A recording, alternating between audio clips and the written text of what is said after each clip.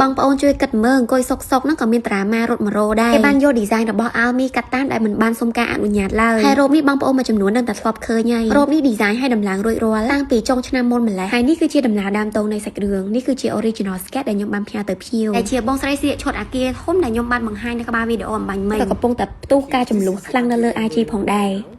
between the dress Abbas made and another dress that was made last year.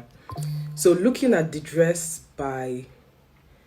the left by Almi Couture from last year. I hope I pronounced that well. ហើយបងប្អូន design របស់ Almi អំបញ្ញមិញគឺបានត្រូវ designer ម្នាក់នេះយកទៅដំឡើងម្ដងទៀតដែលយកទៅ reproduce វិញដែលមិនបានការអនុញ្ញាតពីខាង Almi ទេបងប្អូនមើលតែ sketch ដែលគាត់បើកនៅក្នុង iPad ហ្នឹងជា exactly the sketch ដែលខ្ញុំបានគូសជូនបងដែលបាន show ជូនបងប្អូននៅមុខវីដេអូអំបញ្ញមិញហើយជឿថាបងស្រីម្នាក់នោះក៏ជាអ្នកកំង designer នេះដើម្បីឡើងជូនគាត់ដែរឈុតនេះហើយជាមួយនឹងបងស្រីដែលខ្ញុំបាន mention ហ្នឹងគឺកំពុងតែផ្ទុះការល្បីខ្លាំងនៅលើ Instagram តែម្ដង course follower គាត់ក៏ច្រើនដែរបងប្អូនតែអ្វីដែលខ្ញុំចង់និយាយបំផុតនៅទីនេះតាំងពីដំបូងឡើយបងស្រីនេះបានកំងឈុតពីខាង Almi ដែលឲ្យខាងយើងខ្ញុំ design ឈុតជូនគាត់ឡើង sketch ជូនគាត់ដែល inspired from cathedral ឬក៏ church ហើយនេះគឺជា sketch ដំបូងបំផុតដែលខ្ញុំបានឡើងជូនគាត់តែគាត់មិនបានពេញចិត្តនោះទេអញ្ចឹងទៅយើងក៏ redesign ម្ដងទៀតបានផ្ញើ design ដែលគាត់ចង់បានផ្ញើជូនខាងខ្ញុំវិញដោយសារតែមើលទៅមិនពេញភ្នែកខាងខ្ញុំក៏បានផ្ញើ design ដែលថ្មីជូនគាត់ម្ដងទៀតតែម្ដងនេះគាត់បាន confirm everything ជាមួយនឹងឈុតមួយនេះក៏ជា design ដែលបងប្អូនបានមើលឃើញក្នុង iPad របស់ design នេះអំបញ្ញមិញដែរខាងហាងក៏បាន update step by step ជូនគាត់ផងដែរជាមួយនឹងការងារហើយទាំងអស់នេះគឺធ្វើឡើងដោយដៃមិនបានធ្វើឡើងដោយស្នោ